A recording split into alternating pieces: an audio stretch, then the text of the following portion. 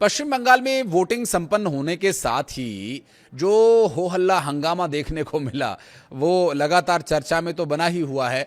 बंगाल में हंगामा, हिंसक प्रदर्शन और टिपिकल ममता बनर्जी पॉलिटिक्स देखने को मिल रही है। बंगाल में बदला हुआ वोटिंग ट्रेंड, इसके पीछे की वजह हो सकता है। एग्जिट पोल के कुछ आंकड़ों को देखकर समझने की कोशिश करेंगे। साथ ही बताएंगे कि कैसे हिंदू बाहुल्य क्षेत्रों में मुस्लिम बाहुल्य इलाकों की अपेक्षा अधिक वोटिंग देखने को मिली और इस बदले हुए ट्रेंड के पीछे का क्या राज है। नमस्कार, मैं हूं आशीष त्रिपाठी आपके साथ और मतगणना से पहले सियासी घमासान बंगाल में चरम पर है। एग्जिट पोल के नतीजे सामने आने के बाद हर पार्टी की धड़कनें बढ़ी हुई हैं। इस बीच बीती रात स्ट्रांग रूम में सियासी अखाड़ा टीएमसी के कार्यकर्ताओं और भारतीय जनता पार्टी के कार्यकर्ताओं ने बनाया हुआ था और यह सियासी जंग एक और अलग रूप धारण कर रही थी जब खुद ममता बनर्जी वहां पर पहुंची। स्ट्रांग रूम में छेड़छाड़ के आरोप लगे और बंगाल में आधी रात बवाल मच गया। सीएम ममता बनर्जी खुद भवानीपुर के एक ईवीएम स्ट्रांग रूम पहुंची थी जहां वे करीब 4 घंटे तक डटी रहीं।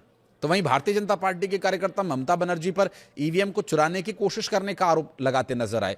कुछ कार्यकर्ताओं का कहना यह था कि टीएमसी के रंग में रंगी पुती एक गाड़ी बहुत बड़ी वहां पर खड़ी हुई थी, कंटेनर वाली, जिसमें ममता बनर्जी बैठी हुई थी और Mamata Banerjee EVM strong room के बाहर वहां पर मौजूद है। इतनी बड़ी गाड़ी जो 100 मीटर के दायरे में नहीं होनी चाहिए, ये नियम है, ये कानून है और इस कानून का उल्लंघन किया जा रहा है। ममता बनर्जी प्रशासनिक अधिकारी या सत्ता में होने का फायदा उठाकर ईवीएम चुराने की कोशिश करें, ऐसे आरोप वहां पर भारतीय जनता पार्टी के कार्यकर्ताओं ने लगाए। तो ममता बनर्जी ने कहा कि हमारे एजेंट को गिरफ्तार कर लिया गया, बहुत अधिक एक तरफापन हुआ है। इसके बावजूद अगर कोई ईवीएम मशीन चुराने की कोशिश करता है तो कोई मतगणना में धांधली करने की कोशिश करता है तो हम जान की बाजी लगाकर लड़ेंगे, कहना है ममता बनर्जी का। और ममता बनर्जी इस दौरान सभी नागरिकों से शांति बनाए रखने और सद्भाव बनाए रखने की भी अपील की और अपनी जीत को लेकर भी आश्वस्त दिखाई दिए। पश्चिम बंगाल में चुनाव हो, लड़ाई झगड़ा ना हो और हिंसक प्रदर्शन ना हो तो ये थोड़ा सा अधूरा सा लगता है चुनाव, और हर बार यही होता है, ये हर बार होता है। राज्य में बीजेपी के जो एग्जिट पोल या टीएमसी के एग्जिट पोल में जो आंकड़े आ रहे हैं, अब उस पर बात करें तो राज्य में बीजेपी जबरदस्त प्रदर्शन करती हुई दिख रही है और सबको चौंकाने वाला तथ्य दूसरे चरण को लेकर सामने आया, जिसमें दूसरे फेज में बीजेपी को कमजोर माना जा रहा था और एक झटके की आशंका जताई जा रही थी। तो वहीं पार्टी शानदार प्रदर्शन करती हुई एग्जिट पोल में दिखाई दे रही है और ये जो डेटा है संकेत दे रहा है कि बंगाल में सत्ता विरोधी लहर और ध्रुवीकरण ने बीजेपी के पक्ष में काम किया। और यदि नतीजों की बात करें तो वास्तविक परिणामों में अगर ये बदल जाते हैं तो ममता बनर्जी के गढ़ में बीजेपी की ये एक बड़ी सेंधमारी होगी। तो वहीं पीपल्स इनसाइट के एग्जिट पोल के मुताबिक पश्चिम बंगाल में मुकाबला कड़ा था और टीएमसी को 138 से 150 सीटें मिलने का अनुमान जताया जा रहा है, जबकि भाजपा को 144 से 154 सीटें मिल सकती हैं। इसके अलावा जो टुटेजा चाणक्य का एग्जिट पोल है वो ये कह रहा है कि भारतीय जनता पार्टी 150 और टीएमसी 100 के आसपास सिमट सकती है।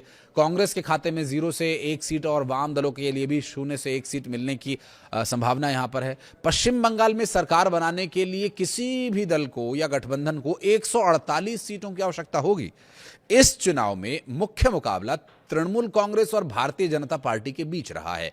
चुनाव के दौरान दोनों तरफ से एक दूसरे पर तीखे जुबानी हमले, आरोप प्रत्यारोप सभी देखने को मिला। और अब बदले हुए ट्रेंड की बात करें तो पश्चिम बंगाल में दोनों चरणों का मतदान संपन्न होने के बाद, जिसमें पहले चरण में 92.88% और दूसरे चरण में 92.67% रिकॉर्ड वोटिंग हुई है। दोनों चरणों में हुई बंपर वोटिंग ने अलग अलग दावों को हवा दी है। बीजेपी और टीएमसी 2/3 बहुमत की बात कर रहे हैं। एग्जिट पोल्स ने तो कांटे की टक्कर भी दिखाई और कुछ बीजेपी को तो कुछ टीएमसी को आगे दिखा रहे हैं। और जो आंकड़े सामने आए हैं वोटिंग पैटर्न को दिखाते हैं और ये वोटिंग पैटर्न को अगर आप डिकोड करने की कोशिश करें, इसको ध्यान से देखें तो बंगाल में हिंदू और मुस्लिम बाहुल्य सीटों के वोटिंग पैटर्न को आप अगर समझने की कोशिश करें तो पिछले चुनाव से उन सीटों पर जो मतदान हुआ इसका परसेंटेज और इसका अंतर देख करके आप साफ अंदाजा लगा सकते हैं। अगर आप इसको और डिटेल में जानना चाहते हैं तो चुनाव आयोग की वेबसाइट पर जाकर अगर आप देखेंगे तो विधानसभावार जो बदलाव देखने को मिल रहा है, जहां पर मुस्लिम बाहुल्य इलाके हैं उन मुस्लिम बाहुल्य इलाकों में वोटिंग परसेंटेज 2021 का वोटिंग परसेंटेज और 2026 का वोटिंग परसेंटेज अगर आप उनका मिलान करें तो अंतर दिखाई दे रहा है। और ये ट्रेंड लगातार कई सीटों पर देखने को मिला, जिसमें जहां हिंदू बाहुल्य इलाके हैं वो पिछली बार 2021 के मुकाबले इस बार ज़्यादा वोटिंग हुई है, जो मुस्लिम बाहुल्य इलाके हैं वो 2021 के मुकाबले वहां पर कम वोटिंग हुई है। और चूंकि ये मतदान और ये जो चुनाव पूरा रहा, कई मायनों में अहम माना जा रहा है, जिसमें इस वोटिंग की जो बात करें तो बहुत बदलाव, एक ट्रेंड देखने को मिल रहा है।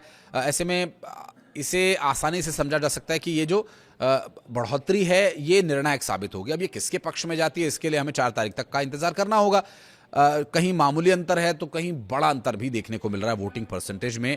और अगर कुछ छोटे मोटे आंकड़ों पर नजर डालें तो हिंदू बाहुल्य सीटों पर 90% से ज्यादा मतदान देखने को मिला है, जबकि मुस्लिम बाहुल्य सीटों पर पिछली बार से कुछ जगहों पर ज्यादा मतदान भी रहा। लेकिन चुनावी जो आंकड़े हैं वो ये बता रहे हैं कि इस बार हिंदू बाहुल्य सीटों पर जबरदस्त उत्साह देखने को मिला है। पहले और दूसरे दोनों ही चरणों में ये ट्रेंड स्पष्ट दिखाई दिया। अब सवाल यह है कि ये बदला हुआ ट्रेंड बीजेपी को फायदा देने वाला है या फिर टीएमसी यहां पर सत्ता में काबिज रहने में कामयाब रहती है। भारतीय जनता पार्टी के कार्यकर्ताओं का जो प्रदर्शन या टीएमसी के कार्यकर्ताओं का जो प्रदर्शन है वो अब धीरे धीरे कुछ एक जगहों पर हिंसक रूप भी ले चुका था। लेकिन अब जो बदला हुआ ट्रेंड है वो बहुत स्पष्ट तरीके से 4 तारीख तक सामने आएगा, क्योंकि 4 को जब परिणाम जारी किए जाएंगे तो उन परिणामों को देखते हुए स्पष्ट हो पाएगा। क्योंकि 148 का जो वो जादुई आंकड़ा है, भारतीय जनता पार्टी क्या उसे हासिल कर पाएगी। 2021 के मुकाबले ममता बनर्जी के सामने जो भारतीय जनता पार्टी ने नैरेटिव सेट किया, जो एक स्ट्रैटेजी अपनाई, वो स्ट्रैटेजी काफी हद तक कामयाब रही। भारतीय जनता पार्टी पश्चिम बंगाल में उसका जो पूरा फोकस था वो हिंदू बाहुल्य इलाकों में हिंदू वोटर्स पर था। और लगातार शुभेंदु अधिकारी जैसे नेता यही बोलते नजर आए कि ये जो वोटिंग है, ये आखिरी मौका है, ये सनातन अनुयायियों के लिए आखिरी मौका है। और ये बहुत सारी ऐसे पॉलिटिकल बयानबाजियां भी देखने को मिली थी। लेकिन एक जो सबसे अच्छी बात वो अब तक पश्चिम बंगाल में देखने को मिली कि वोटिंग परसेंटेज बहुत अच्छा रहा है। और चुनाव आयोग की बार बार यही कोशिश होती है कि वोटिंग परसेंटेज अच्छा हो, जिससे कि लोकतंत्र में लोगों का विश्वास बढ़े। और ये 100% जो 100% मतदान के का एक सपना लेकर के चुनाव आयोग चल रहा है, वो यहाँ पर साकार हो सकता था, लेकिन अभी फिलहाल नहीं हो पाया।